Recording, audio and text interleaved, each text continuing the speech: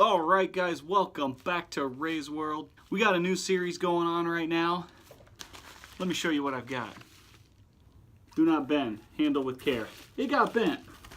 I got this from Amazon, and I've been wanting to do this for a while. Boom! Buffalo nickels. How cool is that? It's a poster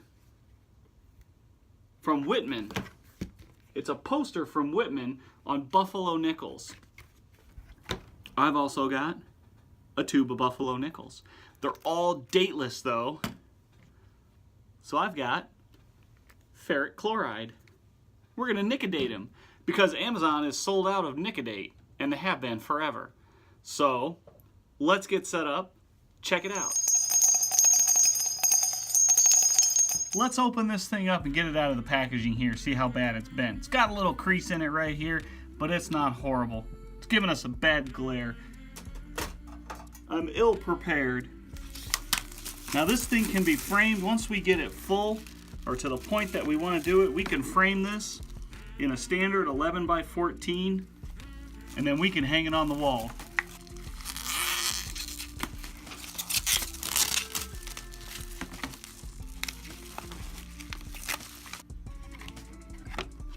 Alright, there we go. We've got a little bit of crease in it right here from the shipping and a little crease in it down here, but that's alright. I think once we get it full, we get nickels put in here, it's going to flatten right out and we get it into a frame and it'll hang real nice. So let's set that aside for just a second.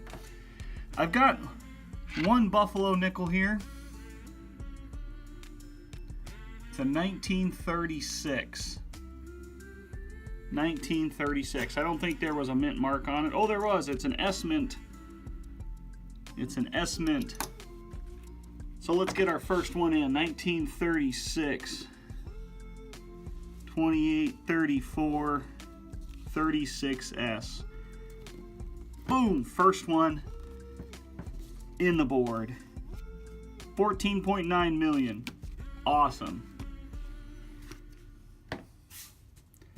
Alright, I've got a couple of others here that I've already nicodated. I did a test. I wanted to see how good I could do it, how hard it was, and what it would take to do it. I've got a 1926 with no mint mark that I can tell. So let's put that one in here since it's done. 1927, 26. Boom, right there. The other three that I didn't turn out. I think we're just gonna have some that just don't turn out. So here's what we're gonna do. We're gonna use a technique, and I'm just gonna do, we'll do 10 at a time.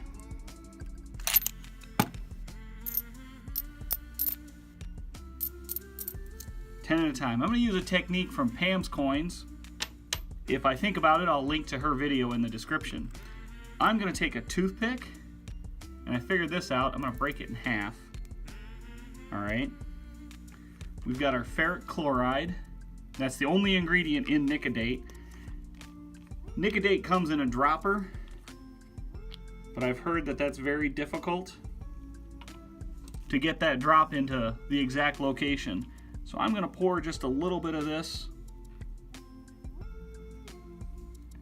Set that bottle off to the side. I've got some extra paper towels. I'm going to clean that bottle up so it doesn't drip. This is an acid. We don't want to get it everywhere.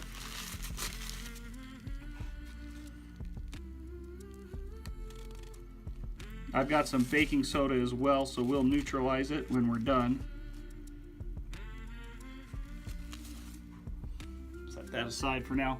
And I've got a bottle of water, or a bowl of water here to set them in. We'll neutralize that. So to be a little more precise, what Pam's Coins did is she took a toothpick, put a little on there, and you can use just a very small amount of nicodate or ferric chloride and get it exactly where you want it without it running all over the place. So that's what we're going to do. We're going to leave these on for about a minute. and then we're going to rinse them off.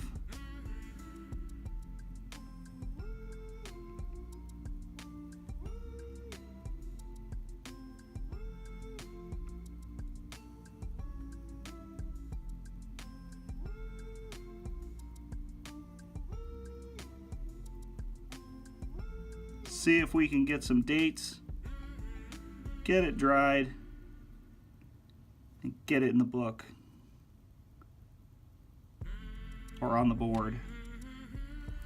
That one's really, really worn. I don't know if we'll get a date off of that one. So you can see we're already turning black right here as it starts to etch the material, and we may have to etch them multiple times. A few moments later. Alright, I think I can see a date on this one. I just wanted to do a test real quick. It's a 1919. 1919, no mint mark visible. So I'll put that one in the board.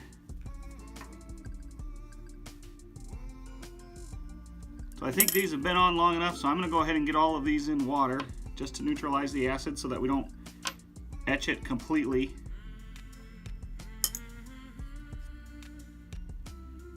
And lose the dates.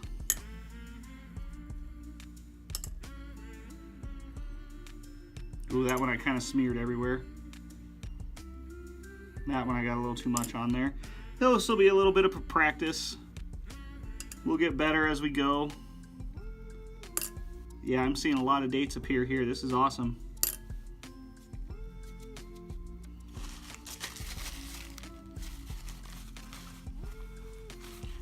Alright, let's take them out. Let's see what we've got. I can see one right here.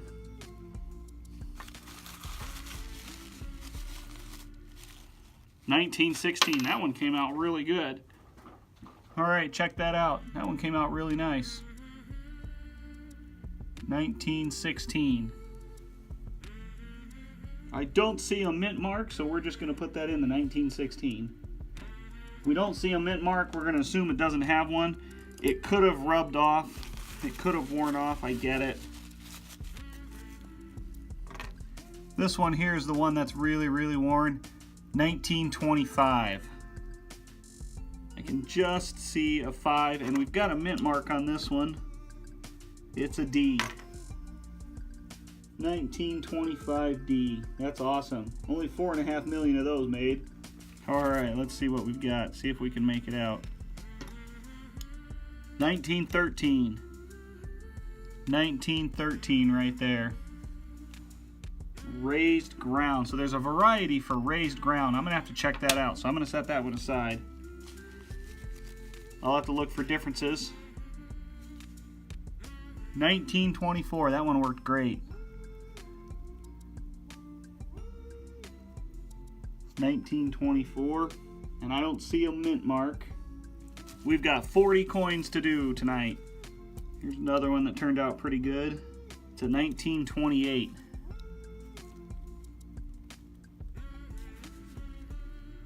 And there's a mint mark. Let's see if we can tell what it is. I can't tell what that mint mark is or was. Let's try just a tiny, tiny drop of nicotate on that mint mark. See if we can get that to pop. It's etching a little bit more than I want it to. See how it's running a little bit? It's getting bigger.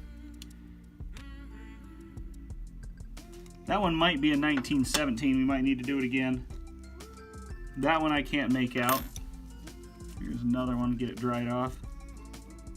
Oh yeah, this one will be good. 1915. That one was pretty easy to see. 1915. No mint mark. 21 million of those.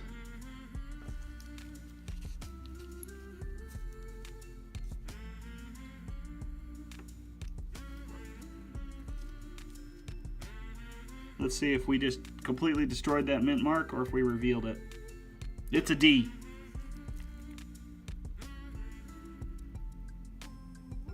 Either we did it right or we got lucky. I don't remember the year. 1928D. Which we've got. This one's better. This one's better, so we're going to replace it. Alright, what's this last one here?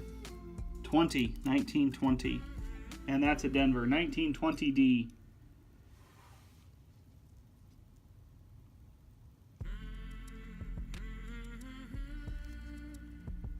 That mint mark's pretty clear. 1920D, only 9.4 million. Let's get it in there. Alright guys, we've got a lot more that we need to do, so I'm going to just go ahead and cut, maybe time lapse it, and we'll come back and I'll show you how the board does once we're all finished. One eternity later.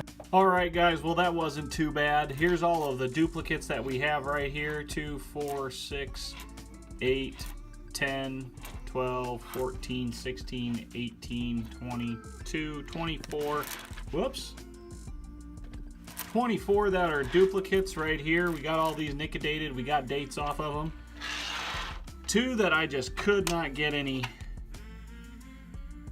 Could not get the dates. So the dates are just gone. They'll forever be an unknown. There's a little bit of a date there, but even under the loop.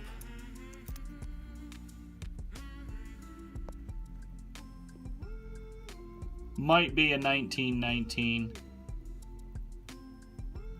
Yeah, it's probably a 1919. I'm good calling that a 1919. But this one right here, we just could not get a date from it.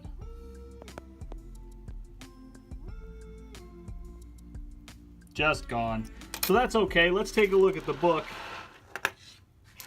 and see what we got put in there. The board, not the book. So I've got a 1913. I think it's a raised ground. Let's take a look at it. Someone who knows more than I do can maybe tell me. Is that a raised ground or not? Let's get the loop in here. I like that I can use that loop. I don't know. I'm pretty sure it's a 1913.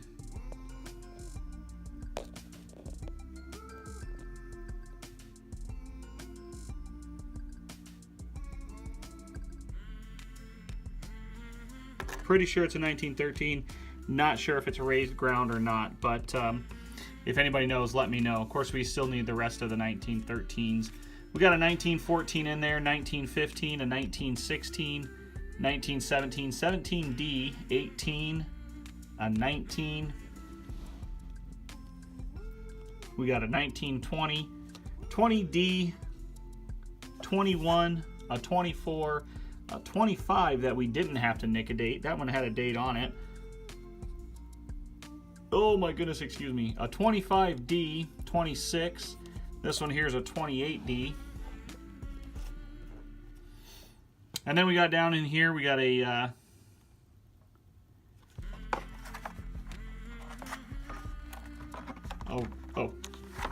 down here at the bottom we got a row of ones. That were some duplicates. That's a 1936. Just put it in the wrong spot. Is there a mint mark on that one? Oh, there's a mint mark. That's a 1936S. Let's look at that. Yep, 1936S. So let's get that in the correct spot. I just had it down a little bit low. Here's one that somebody polished, so I just flipped it over, and a couple of others that had really good detail on the reverse. I just threw them in there as well. So yeah, here we go. The nickels themselves I got from APMEX. I'll throw a link in the video description. I got 2 rolls of those, and it was like 22 bucks. So it ended up being like 49 or 41 cents per nickel, dateless. Now I went to my local coin store and I thought I'd do better there because I didn't have to pay shipping, but it turns out that it was $1 a nickel. They wanted $1 a nickel at my local coin store. So I went on APMEX, I got 2 rolls, even with the $10 shipping, it turned out to be like 41 or 49 cents a nickel. So I'm gonna do this again. This was a lot of fun. It took about an hour or so, hour and a half to, well, no, about an hour to get through everything. So we're gonna do this again. We're gonna keep trying to fill this, and eventually if we can get it filled, we're gonna frame it and maybe hang it up in the office somewhere. So I wanted to also mention, thank you guys so much. We hit 300 subscribers this last week. I think it was on Wednesday morning I got up and I noticed that I had 301 subscribers. So thank you guys so very much. That's awesome. We went from 250 to 300 in like record time. It was awesome. So that's definitely showing that the channel's growing. Take care, everybody. Thanks for tuning in. Thanks for watching. Thanks for all the love and the support, the likes, the comments, the gifts, and everything else. Take care. Bye.